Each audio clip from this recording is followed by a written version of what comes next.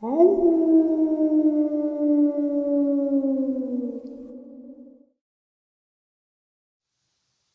and salutations, everyone. I hope everyone is doing well, and welcome to today's final bonus, the end of the night bonus. Before we jump into it, a couple quick links. As many of you know, I rely on Patreon, PayPal, channel membership, and the merch to help the channel to continue to grow and go. Links to Patreon, PayPal, and channel membership is in the description below. Merch displayed directly under the video. Also, Dogman Frightening Encounters, Volume 1 through 3, the audiobook versions. They were written and researched by Tom Lyons, narrated and produced by me, Jeff Nadolny.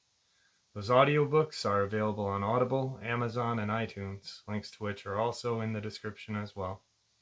And finally, last but definitely not least, if you'd really like to help support this channel to continue to grow and go, simply subscribe. It does not cost a cent. Click that like button, takes half a second. If you don't want to miss out on any of the informative uploads that I put out daily, click that bell icon, and folks, please leave a comment and share the video. Why? Well, because these things, they really do help the channel to continue to grow and go. They definitely do matter, and they are appreciated. And with that, I have taken far too much of your time. Let's jump in to this night-ending bonus upload, shall we? So the majority of you have all heard of Luke and his family from Taylor, Mississippi. 5 generations of dealing with the walking wolves, what they call Dogman. Also, he had a kind of acquaintance with a large Bigfoot, which he called Big Red because it was this reddish colored fur. Now, the interviews are amazing. Luke is an amazing person. But when I first got introduced to Luke, this is all I had, was just this information. And it captivated me so much that I needed to speak to Luke. I wanted to speak to him. And I'm going to share that with you guys right now. Jeff, first let me start off by saying our property is only a few acres in Taylor, Mississippi. We've had the property for about 50 years, I believe. My grandfather at the time was a handyman doing odd jobs for people and worked in the town's grocery store. At the time, my grandfather George was 22 years old. He would get up at 4 a.m. and walk 2 to 3 miles each way since he did not have a vehicle. He did this every day for 3 years. Then he met my grandmother and they started dating. So when he would get off of work, he would head over to her house, which was a mile the opposite direction of his. Like any other day, he would leave her house 2 hours before it got dark. As he would head home, he would cut through a trail that would cut his trip down by 1.5 miles or so. One evening, he was heading home, cutting through the trails he took many times before. He was a mile into the woods. He felt something off, as if he was being watched. So, as he was walking, he heard something in the distance moving.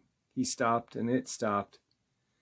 As it's getting dark, he had no type of light other than some matches. So he started to rip a piece of his shirt off and put some dry leaves in it, tied it to a nice-sized stick. Then took some tree sap, applied it to it as well. While this is going on, the sound of something approaching is getting louder, as it was only a few yards away, and it was almost completely dark. He would attempt to light his makeshift torch down to the last 4 matches as darkness fell upon him. He was able to get it lit. It began to blaze, light up the area around him. Standing 20 feet from him was a monster, 8 feet tall, with the head 3 times the size of any wolf known to man. Its mouth overcrowded with teeth, arms long past its knees, bent backward legs, dark gray color, and a really upset look, like it had been wronged. The creature had evil intent in its eyes and looked like it was going to tear his grandfather to shreds. He stood there and looked at this demon's fingers. With 3-inch nails, it let out this horrific growl as saliva was dripping from its mouth like it had rabies. It charged at him and took a swipe. He was able to get out of its way and press the torch to its side, burning it badly. Its fur caught fire. It screamed in pain, sounds of a woman being butchered and a dog. He took off running for 30 minutes. His lungs were burning. His breathing was labored. He had a quarter of a mile to go. He wasn't going to make it. His torch was almost out. He was able to extend the longevity of the torch as he was resting, trying to catch his breath. A few moments later, he heard a roar in the distance and the creature bulldozing its way towards him. He takes off, in full effect, running for his life. He sees his home in the distance. The creature is closing the gap. He has accepted the fact that he was going to die. Tears are pouring down his face. He's yelling for his dad with everything he had before he collapsed with exhaustion. He came to find himself in his house. His father was in the kitchen at the time, the window facing the woods. His hunting rifle is always at the door. When he heard his son, he saw a light and a body on the ground and a massive creature less than 15 yards away, closing in. Without thinking, he grabbed his rifle, firing 2 shots, shattering the window at the creature, hitting it in the shoulder, quickly chambering another round and hitting it in the chest, causing it to flee back into the woods. This is my family's first encounter to start. I have many more. Hey Jeff, Luke here. Sorry, meant to get back to you sooner, just been tied up. So after all that has happened to my granddad, his dad never saw the creature in detail to know what it was. His father started dropping him off at work and picking him up, till he was able to fix an old car that was sitting around.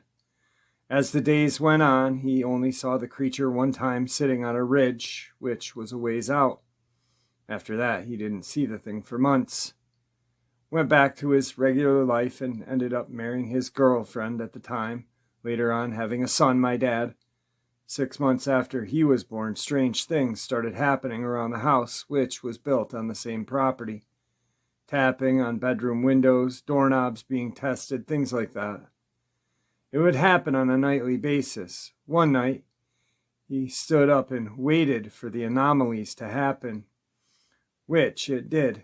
As the tapping on the window, he snuck to the side of the house to flank what was making the sound.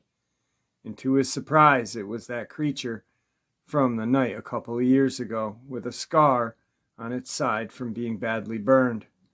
The creature did not see him yet, so he raised his rifle, chambered around. As he did that, the creature quickly turned and took off as he was firing shots at it. Only focused on the one that took off, he did not see the other one that was creeping up on him until it was almost too late. Baffled, "There's 2 of them," he said, as he fired a shot at the other. As he quickly retreated into his home, years went by with no further incident after that. A new group of walking wolves would traverse the property by the sign of the tracks, and sometimes a visual but no interaction until one night when George went to his son's room to check on him.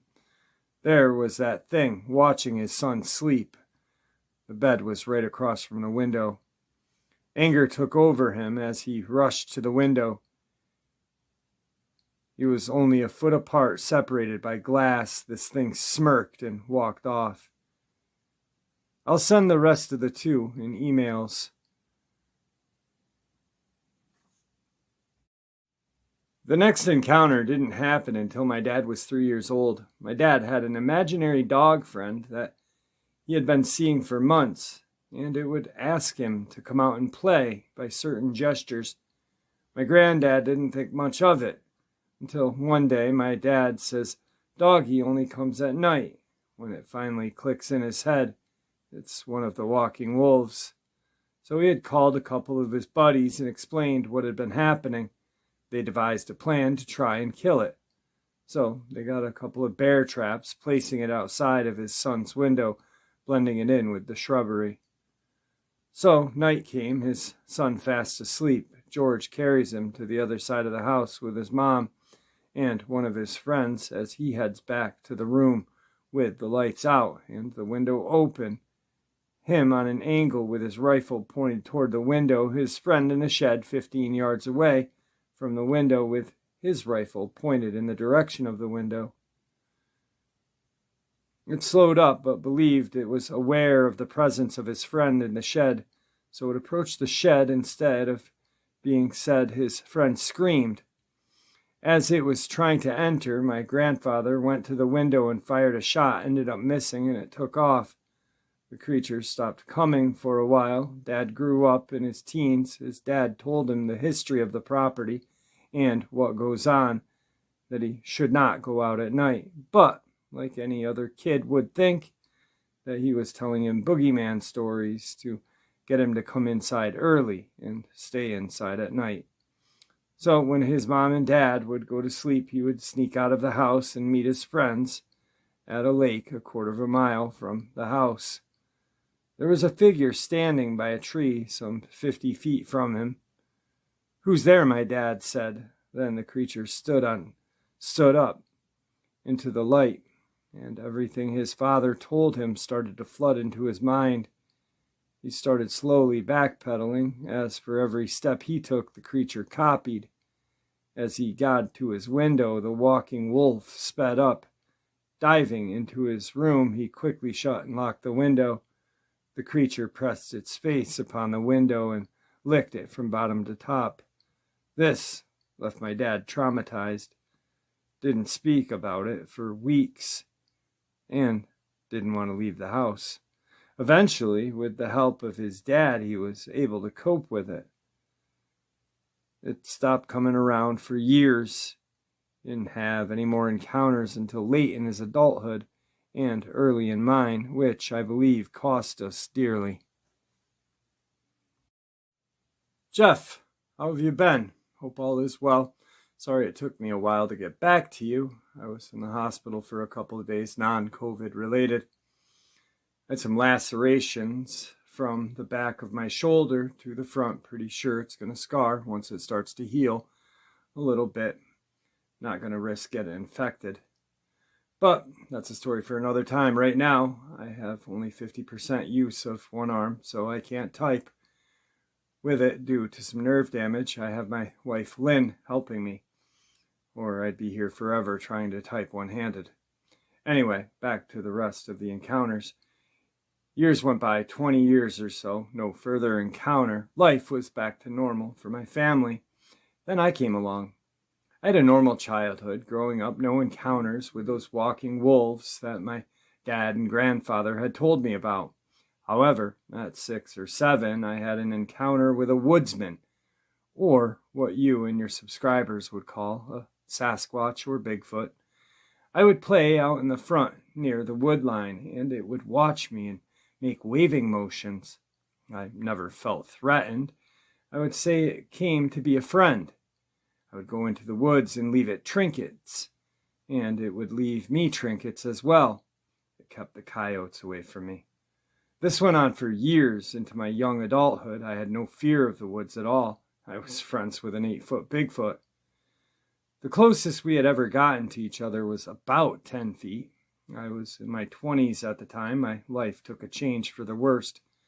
I would spend hours in the woods, more than I would spend in at home. One late summer afternoon, I was in the woods looking for my friend, and I could not find him, but had this ominous feeling that I needed to head home. So I head towards home, but I have this feeling like something's watching me, like I'm being followed. So, naive me, thinking it's my friend, call out to him, going to where I heard the noise.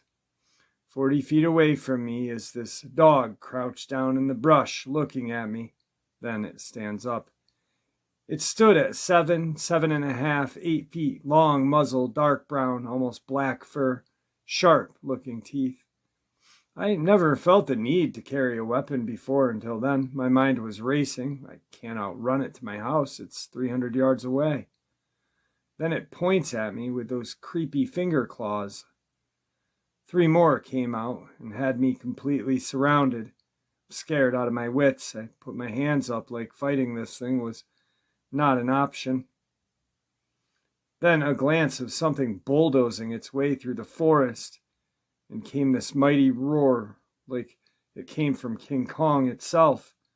I'd never heard anything like it. It literally brought me to my knees. I was paralyzed with fear. It was my friend. Really upset. I've never seen him that way. He almost looked demonic. Don't know if I ever gave you a description, but he was at least 8.5 feet tall. I know this because he stood next to a tree and I measured it later. Maybe 600 pounds, all muscle, shoulder to shoulder 4.5 feet. Thickness from chest to back 2 to 3 feet. Red, shaggy fur. No neck, traps like pyramids. He got between me and them. We were 2 feet apart as he shoves me to leave. As I take off running, one of the smaller Dogman creatures, 6 foot or so in height, proceeds to give chase, launching itself 8 feet in the air faster than anything known to man in my direction, passing the Sasquatch as he turned. He grabs it by the back leg in midair, slamming it so hard to the ground shook, then stomping its head, killing it instantly. I proceed to run again, and as I start to lose sight of them, as 3 were on top of him, I make it to the house and tell my dad everything that just happened. He calls my granddad, telling him what was going on. He saw the Bigfoot on many occasions, and they had a mutual respect for each other. My grandfather felt it only right to help him since he saved me. He went to the location that I had given him, finding the walking wolves and the woodsman, down to 2 wolves. The second was missing its bottom jaw. The woodsman, bleeding from its neck, shoulder, stomach, was losing strength, dropped to one knee as my grandfather took a shot from his AR, hitting both creatures as they retreated, yelping. He didn't go near the Sasquatch because it was severely injured and it might attack. So he stayed with it for a couple of hours, making sure the walking wolves did not come back. My friend recovered some stamina and stumbled off. Later that week, my grandmother found my grandfather mauled to death in his barn.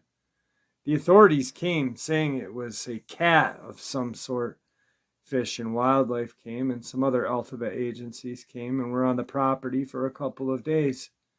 We mourned the death of my grandfather, obviously everything else around us, and what was going on the property for a while.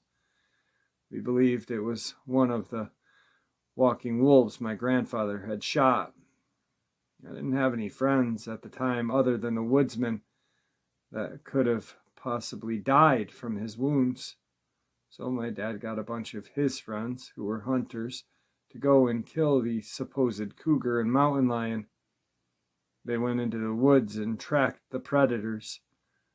They found signs of heavy gunfire and chaos that went on for about a quarter of a mile. Blood splattered all over the area. This unnerved my dad and his friends, and they quickly abandoned their objective.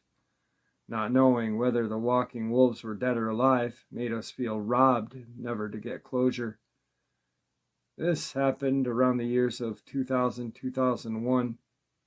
If Victor has any insight on that, could he please give my family closure? I never saw the woodsman that saved my life again.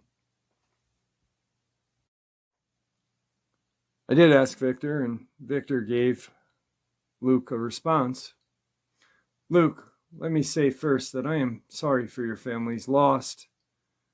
Onto your remarkable family history with these beings, I think I know what it's like to have a special friend, even though mine doesn't get to roam free as yours did. Let me start by saying we received a call from the Game Warden Service of Mississippi, and myself and 2 more agents came to the area.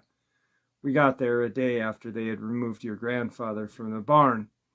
and we traveled to view the body. After this, we returned to the area and was dropped off by the sheriff and entered into the pines after traveling maybe 3/4 of a mile. I located a large male Sasquatch, badly injured but still alive. I approached and spoke with him in a calming voice and asked if he needed help, and that myself and my friends would help him if he wanted. I finally got enough courage to move close to him to be able to touch him and asked to look at his wounds. His neck and his stomach were the two worst. We went dark and tranquilized him so we could transport him back to Virginia to our doctors. That same night, about a mile beyond that spot, we intercepted 8 dogmen and killed all of them. Then we flew them all back to Virginia. All of them were wild, and only one had a different bullet hole in its chest. After being in the doctor's side of the building for 5 weeks, once again we tranquilized your friend and carried him to Hawk Mountain, or close to Three Forks in North Georgia mountains, to turn him loose. Jeff, first let me start off by saying, since we lost my grandfather, we did not have any more encounters with the walking wolves. We heard howls and knew they passed through the property but never came toward the home. Me and my dad would walk our property every month armed just to make sure there were no disturbances or people that were not supposed to be there.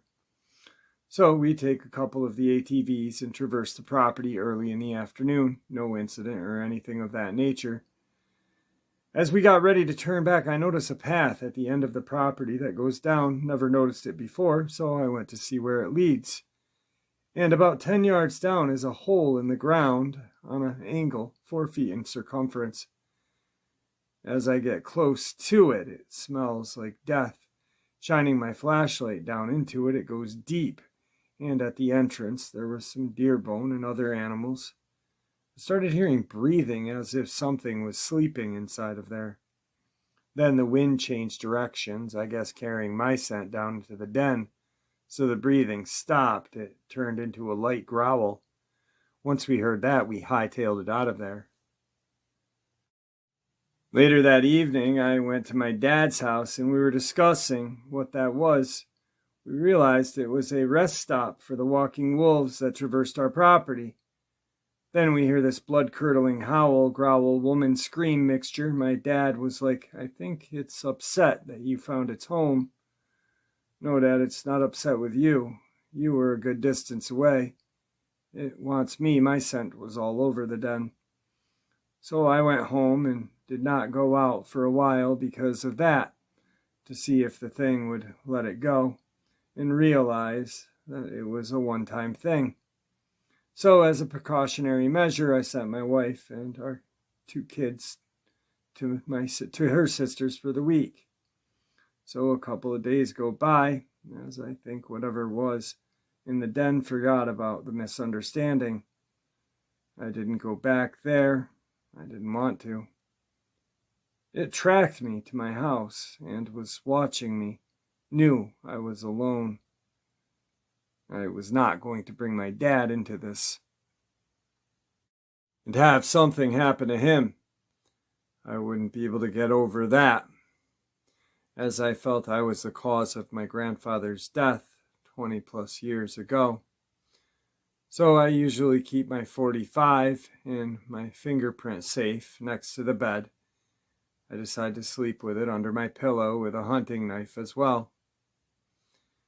My instincts served me well. That night I was in deep sleep. My body was trembling like I was in imminent danger. Moonlight was shining into my room. I slowly opened my eyes to a wolf in the bedroom. Jeff, it got into my house somehow and found me in my bedroom. My God, I couldn't spring up. It would have gotten me instantly. I prayed and prayed hard as I swung my hand with everything I had to be fast enough to get some shots off as it pounced. I fired, trying to scramble out of the room. As it grabbed me and threw me into the wall so hard, my body left an imprint. Disoriented and slowly losing consciousness, I fired again, hitting it in the chest. It stopped briefly for me to make it to the bathroom. I barricaded myself into it, knowing that it would be there in less than a minute. My left shoulder was bleeding, possibly dislocated. I wasn't able to use my SOCOM, which was at the side of my bed, so I abandoned that idea as the wolf started chipping away at the door. I had maybe 6 rounds left of the backup magazine. In my nightstand drawer, I knew I was not making it out of my bathroom alive. I fired 2 shots as it was trying to come in. I heard an AR go off through the missing parts of the door. I fired the remaining bullets at this walking wolf as it retreated through the front door. It wasn't a 30-minute standoff between me and the walking wolf. This only lasted maybe 6 to 7. But Jeff, time slowed. My dad's house is 2 minutes away by ATV. He heard a few shots going off in the direction of my house, jumped out of bed, grabbed his AR in his boxers, and jumped on the ATV and made it to my house in 2 minutes. As he got there, he saw that everything seemed fine, so he circled to the back and saw that the door was open and that the handle was twisted so hard that the mechanisms broke. Then he proceeded with caution. Then he heard gunfire coming from my room. He quickly came up the stairs halfway, seeing a walking wolf making light room of the bathroom door. He put 6 shots in the creature's back. Then, me firing it as well caused it to flee. I was rushed to the emergency room. I told them that I had heard a noise outside of my house and went to go see and got attacked by a big cat. Ended up getting rabies shots. A couple of other, they cleaned it up. 4 gashes.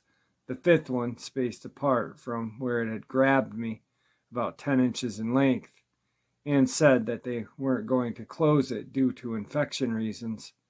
After that, we went to my dad's house and examined my house in the morning. Blood all in my bathroom and bedroom leading out to the outside. The blood outside, dark red, burgundy color, so my dad and a few of his friends helped clean up, fix the doors, reinforced them. After all of that was done, me and my dad decided to sell it due to the fact that our home is no longer safe. Jeff, if my dad was a deep sleeper or lived a few minutes further, I probably would have died that night. No questions about it. I sleep with the lights on now. I survived the Dogman, but next time I may not be so lucky. That's why I'm leaving the property behind.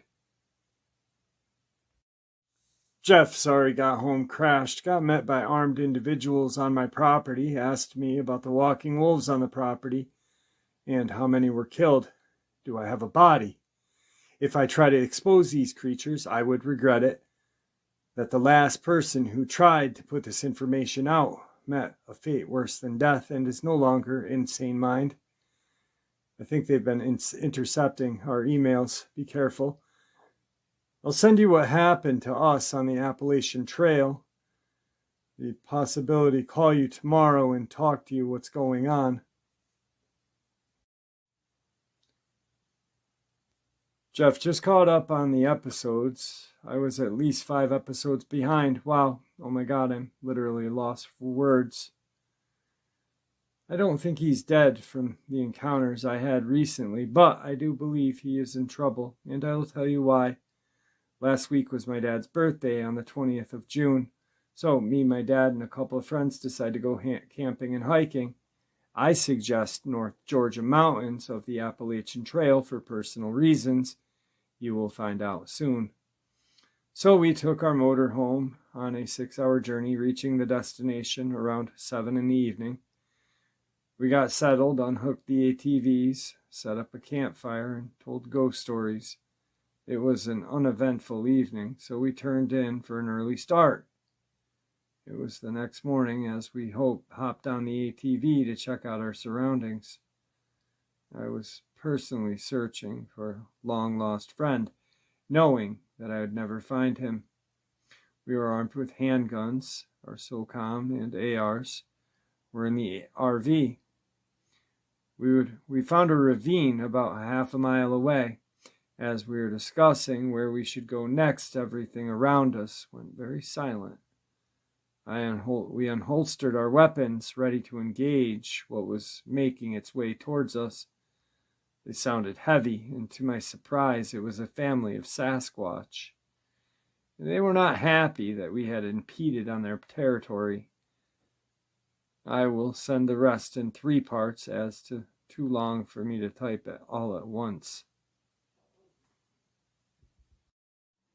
So we were met with rocks being thrown at us from a distance, then whooping. One of my dad's friends wanted to take a shot in the direction of the commotion. I urged him not to. It'd only make matters worse. In the distance, I saw 3 juveniles crouching behind some shrubs as our attention was on them. The massive one was approaching from our rear and very angry. It stopped about 50 yards away and roared. My dad's friend John turned and fired out of fear, barely missing it. Then it charged at him. I got between them as it stopped, shy of 30 feet from me. It was almost 9 feet tall, red hair, with patches of gray scars over its stomach and neck. As I looked at it closely, it looked like an aged version of my old friend, which I was certain it was by the wounds that my late grandfather told us. I started crying, thinking that I had been reunited with my friend. However, he didn't feel that way. He had a look of, "I want to kill you," which terrified me and forced me to raise my gun towards him. I called him by the name I had given him years ago, Big Red, but it didn't reach him, no emotion. I told the rest of them to slowly back out toward the ATVs, and I'd follow. So, as I proceeded to back away, every 3 steps I took, he took 1. As we made it back to the ATVs, we peeled out. Then Big Red gave chase on all 4s, stopping and grabbing a log, launching it at us, barely missing us. We made it back to the RV, unarmed but shaken. Didn't go back out for the rest of the day. I was scared, confused, depressed at the same time. My longtime friend was not a friend, I remembered. The next day, still being on my mind, decided to go fishing and get this off my mind, which we did, and it helped a lot. We caught some spotted bass, a few trout. We were out there for a few hours. The area where we were fishing was about 1.5 miles from the campground.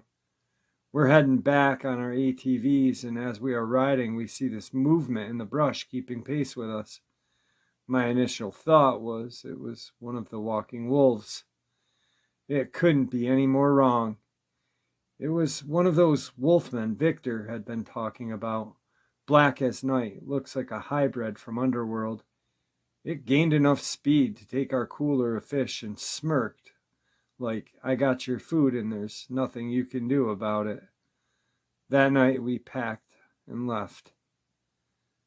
I will tell you what happened when we got home over the phone. So then he contacted me via phone. The emails kind of slowed down, and we talked a lot more. I recorded those calls. They're on the channel.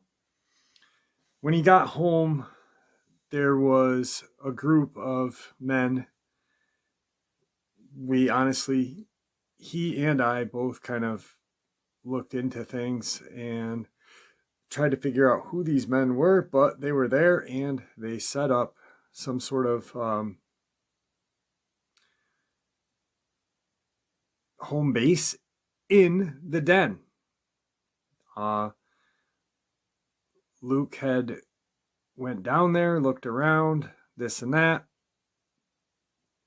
There was no Dogman in there at the time.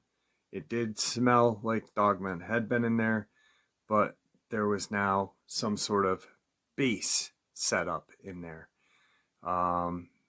Military grade computer stuff, this and that. And a hole that went on the inside wall of this den kind of going towards in the direction of his home, like something had burrowed. Then he left in that area. And then this next couple of emails are what happened after that. Yeah, it's a long story, but here's the short version. We'll give you the full version later this week. I was walking my property, came across something in the brush. It happened to be one of the walking wolves, and it was stalking something. That something turned out to be an agent. I took a pic of it and video on my phone. I yelled out to the guy to watch out. The walking wolf got mad and came after me instead. The agent took shots and ended up hitting me and the wolf as we collided. End of email. Next thing you know, Luke is in the hospital. I get an email from his wife. Good morning, Mr. Jeff. Let me start off by saying that I was away when this happened, just able to piece things together from what my father-in-law has told me and also information from the authorities and doctors. My dad was diagnosed with kidney cancer and he lost the battle last week. So I went to where he currently resided in Whitehall, Pennsylvania, to plan his funeral. I have been there for a few days when I received a call from Luke's dad stating Luke is in the hospital in serious condition.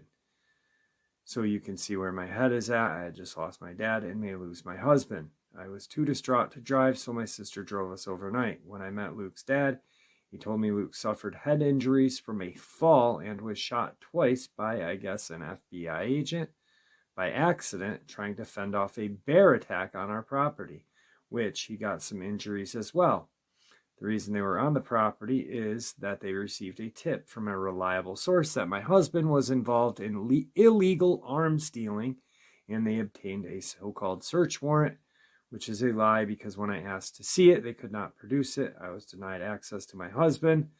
They have an armed guard watching him. My lawyer is dealing with the issue now, and Luke is medically induced coma after swelling in his head goes down. I did not turn the phone in, plus denied them access to our property. I went through his pictures, and one is attached of what he took the day of his accident.